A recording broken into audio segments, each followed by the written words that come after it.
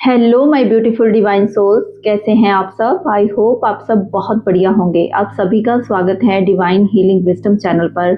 आज बात करूंगी कि डिवाइन मैस्कुलाइन के उन फियर्स का जो कि उनके अंदर बहुत ही डीपली रूटेड होते हैं। कहीं ना कहीं अगर हम डीएम की लाइफ के बारे में बात करें, डीएम के पर्सपेक्टिव के बारे में जानें, तो कौन से ऐसे इश्यूज होते हैं डिवाइन मैस्कुलाइन के अंदर जिसकी वजह से डीएम और डीएफ का रियूनियन तो डिले होता ही है, और डीएम को अपने इमोशंस का जो चार्ज है वो लेने में भी बहुत ज़्यादा दिक्कतें आती हैं। सबसे पहली जो सबसे इम्पॉर्टेंट चीज़ है डीएम की लाइफ के अंदर, वो बहुत ज़्यादा इंटरनल फियर इश्यूज को डील कर रहे होते हैं। कहीं ना कहीं अगर मैं बात करूँ तो उनके अंदर एक तरह से द्वंद्व चल रहा होता है।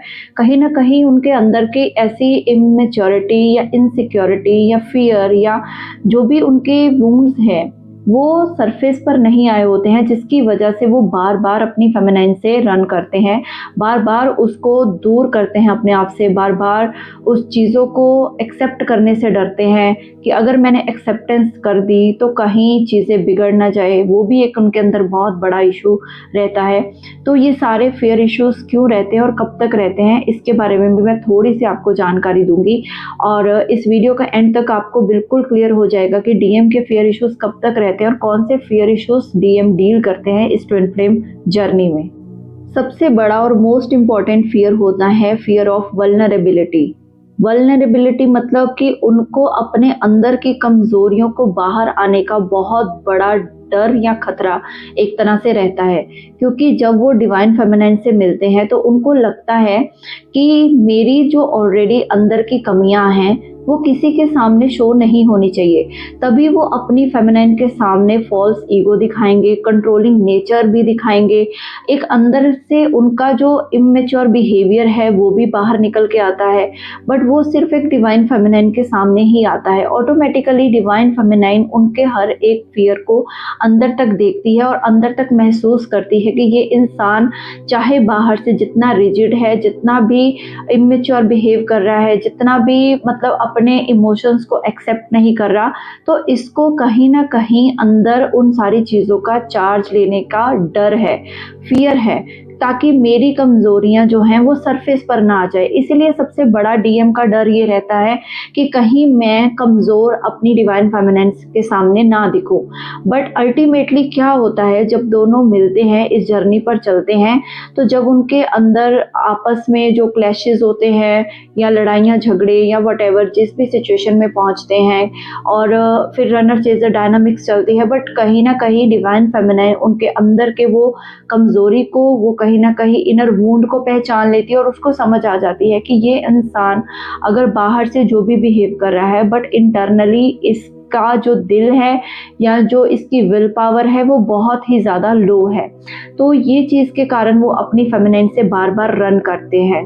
दूसरा जो उनका सबसे बड़ा फियर रहता है वो ये रहता है कि fear of losing control. Fear of losing control का मतलब है कि जब डिवाइन मैस्कुलाइन को ये समझ लगता है कि मेरी फेमिनाइन मेरे बारे में मेरे से भी ज़्यादा जानती है, या कुछ ऐसी घटनाएं या कुछ ऐसी बातें या कुछ आप चीज़ें ऐसी बोल देते हैं जब आप डीएम के साथ होते हैं, तो कहीं ना कहीं उनको ये वाइब्रेशंस आपसे मिलती हैं, या वो भी एनर्जी लेवल पर आपकी उन चीज़ों को कैच करते हैं कि कहीं ना कहीं आप उनको डीपली समझ रहे हो। आप के ऊपर जो अपना कंट्रोल रखे हुए हैं वो सिर्फ और सिर्फ एक फेक कंट्रोल है। चाहे एक तरह से अंदर से वो आपको नहीं चाहते कंट्रोल करना, बट आउटर वर्ल्ड में वो पूरी तरह से आपको कंट्रोल कर रहे हैं। कहीं ना कहीं अपना एक दबदबा आपके ऊपर बना के रखना चाहते हैं, बार बार ये चीज़ों को चाहे वो ना भी करना चाहे, बट कोई ऐसी अदृश्य शक्ति या कह लीजिए अदृश्य एनर्जी उनसे ये सारी चीज़ें करवा रही होती है।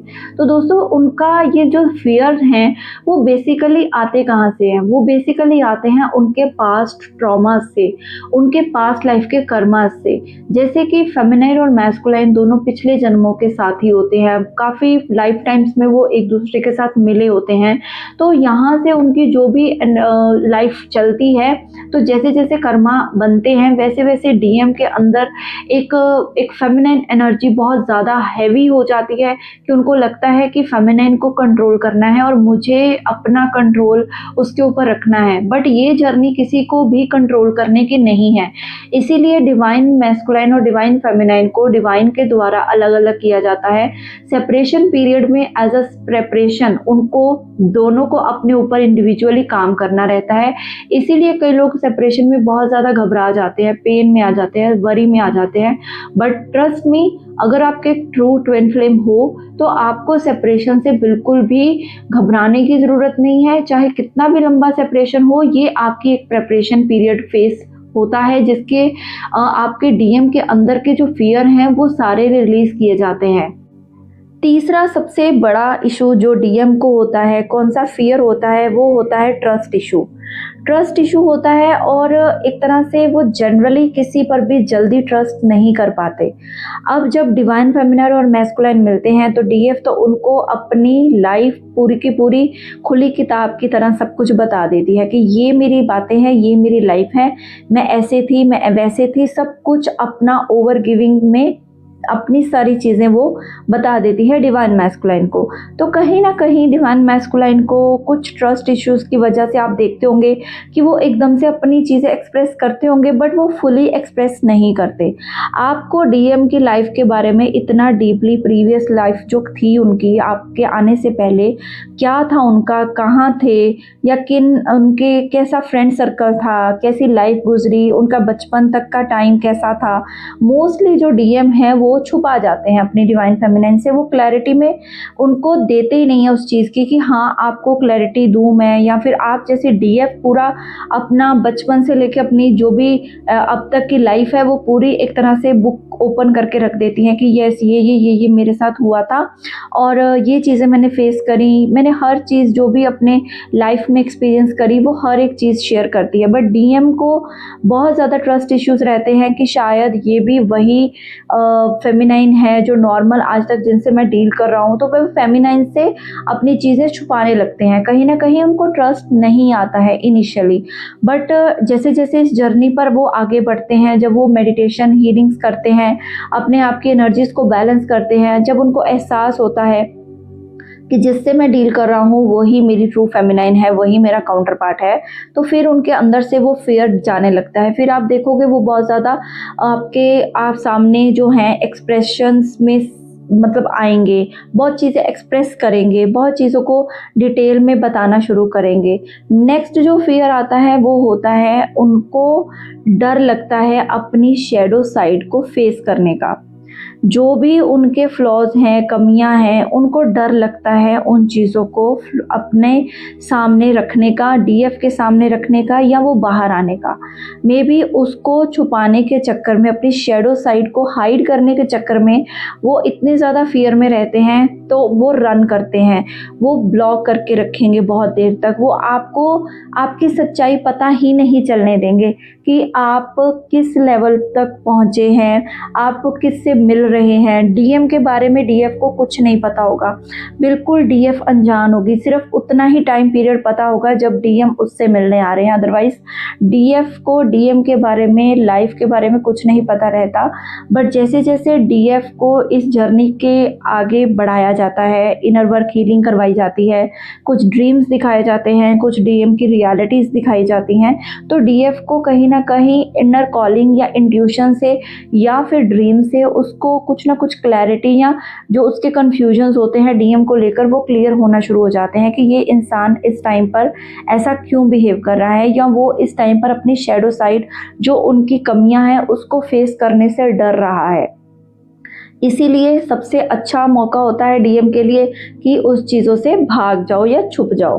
तो वो जनरली क्या करेंगे, वो थर्ड पार्टी में चले जाएंगे या थर्ड पार्टी को डीएफ के ऊपर चूज़ कर लेंगे, या उनको पता है कि डीएफ तो अब उसको इन चीज़ों से एक्सेप्ट नहीं करने वाली, उनके जो भी शेडो साइड्स हैं, जो भी वीक पॉइंट्स हैं, तो वो क्या करेंगे, वो अपने आप का एक बाउंड्री क्रिएट करेंगे जिससे आपको वो एंटर अपने पास आने नहीं देंगे, या मैं कहूँगी वो एंटर ही नहीं करने देंगे। सिंपली आपको ब्लॉक करके रखेंगे या आपको दूर करके रखेंगे, या फिर 10 दिन में एक बार कॉल करेंगे या मैसेज करेंगे, या कितने कितने दिन आपके मैसेजेस का रिप्लाई ही नहीं करेंगे।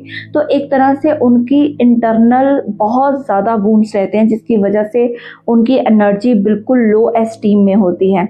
नेक्स्ट जो सबसे बड़ा इशू रहता है वो रहता है ईगो और heavy logical mind. Ego mind उनका इतना ज़्यादा एक्टिव होता है कि वो इमोशनली तो किसी चीज़ को सोच ही नहीं पाते, हर चीज़ में लॉजिक लगाएंगे, हर चीज़ को प्रैक्टिकली इम्प्लीमेंट करने का सोचेंगे। लव में, इमोशंस में, हर चीज़ में वो लोग अपनी जो भी चीज़ें हैं उसको इमोशनली नहीं, मेंटली सोचेंगे कि नहीं इसमें क्या मेरा फ़ायदा या क्या मेरा नुकसान है। जब उनको लगेगा कि डीएफ उनके साथ ज़्यादा इमोशनली अटैच हो रही है तो वो कहेंगे नहीं नहीं नहीं, तुम मेरे से दूर रहो, हमारा कुछ नहीं हो सकता, मेरे घर वाले नहीं मान सकते, या हम दोनों ऐसे ही रहेंगे, मैं तुम्हें इस समाज के सामने एक्सेप्ट नहीं कर सकता, जो भी है, ठीक है, जो भी आपकी सिचुएशन होती है, फिर आपके डीएम ऐसा कहकर वहाँ से पतली गली से निकल लेते हैं। सिंपली अगर मैं बात करूँ तो मतलब वहाँ से छुपने का प्रयास करते हैं। और दूसरी बात है उनकी ईगो, बहुत ज़्यादा ईगो होगी, वो अपना जो भी अपनी ईगो है उसको डाउन नहीं करना चाहते। कहीं ना कहीं फियर रहता है कि अगर मेरी ईगो डाउन हो गई तो मेरी फेमिनाइन तो मेरी रियलिटी को जान जाएंगी, तो इस जो फेक ईगो में हमेशा रहेंगे, अपना ईगोइस्टिक बिहेवियर शो करेंगे, बट ये वो ज़्यादा दिन तक नहीं टिका सकते अपना ईगो, जो भी उनकी ईगो है, ईगोइस्टिक बिहेवियर है, अपनी फेमिनाइन के आगे वो ज़्यादा देर तक नहीं टिका पाते। जब डिवाइन फेमिनाइन इनर वर्क करती है तो उनका ईगो धीरे धीरे टूटने लगता है, उनके ईगो को सीधा चोट पहुंचती है डिवाइन फेमिनाइन के एक्शंस के द्वारा। उसके बाद वो अपने झूठे शान, जो भी उनकी झूठी इमेज है या उनकी जो भी ईगो है, वो सब धीरे धीरे धराशायी होने लगती है। उसके बाद जो उनका सबसे बड़ा फियर रहता है वो ये रहता है कि वो अपनी डिवाइन फेमिनाइन को ऑलमोस्ट नॉर्मल गर्ल्स की तरह ही ट्रीट करते हैं। जितनी भी औरतें उनकी लाइफ में आज तक रही होंगी, चाहे वो मदर हो, सिस्टर्स हो, फ्रेंड्स हो, या वो किसी के साथ रिलेशनशिप में रहे हों, तो वह फेमिनाइन को भी वो उसी तरीके से ट्रीट करते हैं कि चाहे मैं इसके लिए कम करूं, ज़्यादा करूं, बट ये मेरे लिए ऑलवेज अवेलेबल है, ये मेरे ईगो को बूस्ट अप करेगी, अगर मैं इसको कंट्रोल में भी रखूं तो ये कंट्रोल में रहेगी। तो कुछ मैस्कुलाइंस का ऐसा माइंडसेट रहता है, वो उनकी कंडीशनिंग के कारण। तो फिर वो क्या करते हैं, डीएफ को बहुत ज़्यादा कंट्रोल करने लगेंगे। तो ये जो उनके अंदर का फियर है ना, वो सारे इश्यूज भर भर के बाहर आते हैं, और वो अपना सारा जो भी नकारात्मक, जो भी उनकी इमेज रहती है एक तरह से, वो अपनी डीएफ के सामने शो करते रहते हैं, क्योंकि उनके अंदर वो जो एक्शन लेने की या एक्शन ओरिएंटेड जो डीएम है वो बिल्कुल नहीं हो पाते, जिसकी वजह से वो डीएफ को इग्नोर करना, डीएफ को दूर भगाना, डीएफ को बहुत देर तक कमिटमेंट ना देना, ऐसा भी होता है। उससे पहले जब दोनों जर्नी पर होते हैं बट उनको नहीं पता होता कि हम लोग एक ट्विन फ्लेम्स हैं, तो भी डीएफ को फियर फैक्टर बहुत कम रहता है। आपने देखा होगा, अगर आप फेमिनाइन हो, इस वीडियो को सुन रहे हो, तो आपके अंदर एक्शन लेने की जो एनर्जी होगी या जो एंथुजियाज्म होगा वो बहुत हाई होगा। आप इतने ज़्यादा एक्टिवली वो जो एक्शन हो वो लेते होंगे, या आपके अंदर वो फियर फैक्टर बहुत कम रहता है, डिस्पाइट आप अवेकन हो या नहीं हो, आप असेंडेड हो या नहीं हो, as compare to divine masculine. Divine feminine के अंदर फियर फैक्टर की बहुत कमी रहती है, जबकि ये बोलते हैं कि जो फेमिनाइन है वो बहुत ही मतलब कमज़ोर है, फियर में रहती है, उसको डर रहता है। बट मैं यहाँ पर ये क्लियर करना चाहूँगी कि रियलिटी में डीएम के अंदर बहुत बड़ा फियर होता है। जिसकी वजह से वो बार बार डीएफ को रिजेक्ट करते हैं, बार बार उससे रन करना शुरू कर देते हैं या फिर उसको एक्सेप्ट नहीं करते। तो ये जो सबसे बड़ा फियर है वो कैसे ख़त्म होगा? ये सिर्फ और सिर्फ डीएफ के इनर वर्क से ख़त्म होगा। जब डीएफ अपने वुंड्स को हील कर लेती है, वो क्लिंगी नहीं रहती, वो डीएम को अपने हाल पर छोड़ देती है। उनको पता है कि मैंने अपने डीएम के लिए सारी चीज़ें करके देख ली, बट डीएम अभी मेरे साथ उस एक्सेप्टेंस मोड में नहीं आ रहे या फिर वो मेरे लेवल तक नहीं पहुंच रहे, मेरी वाइब्रेशंस के साथ मैच नहीं कर रहे। तब तक डीएफ अपने डीएम को वो इश्यूज बार बार सरफेस करती है, बार बार उसका मिरर करके उनके सामने वो सारे इश्यूज रखती है। मैंने पहले भी एक वीडियो में बताया था कि जो स्टार्टिंग ऑफ द जर्नी है, जब डीएफ dark night of the soul में होती है तो डीएम उसको मिरर करते हैं और उसके इश्यूज को हील करने के लिए उसको ट्रिगर करते हैं। और जब डीएफ इनर वर्क करके बैलेंस स्टेट में आती है तब डीएम को डीएफ ट्रिगर करती है और वो उनके सारे वुंड्स को, उनके फ्लॉज को, उनकी इनर कॉलिंग को, उनके ईगो को, सब कुछ को हिलाकर रख देती है और उनकी लाइफ के अंदर से उनको सब क्लियरली दिखना शुरू हो जाता है। तो डीएम के फियर इश्यूज को बेसिकली एक डीएफ ही सरफेस पर लाती है और उनको भी वो मजबूर कर देती है कि आप अपने अंदर के जो भी इश्यूज हैं उसको हील करो, अपने वुंड्स और ट्रॉमास को रिलीज करो और एक प्योर डिवाइन सोल बनो। तो ये जो कुछ फियर इश्यूज हैं जो डीएम फेस करते हैं, मैंने इस वीडियो में क्लियर करने का प्रयास किया है। अगर आपको वीडियो अच्छी लगी है तो लाइक, शेयर, सब्सक्राइब ज़रूर करिएगा। और अगर पर्सनल गाइडेंस, पर्सनल सेशन या कंफर्मेशन चाहिए जर्नी की, इनर वर्क रिलेटेड आपको कुछ पूछना है, कैसे करना है, क्या क्या करना होता है, कितना इनर वर्क करना है, वो सारी आप कंसल्टेशन में, काउंसलिंग में, गाइडेंस सेशन में वो मेरे से पूछ सकते हो। वो पेड होता है। आप फी स्ट्रक्चर पता करके आप मेरे साथ 1-on-1 सेशन बुक कर सकते हैं। नंबर आपको सामने स्क्रीन पर दिख रहा है। Thank you so much. God bless you all. Om Sai Ram, हरे कृष्णा, हर हर महादेव।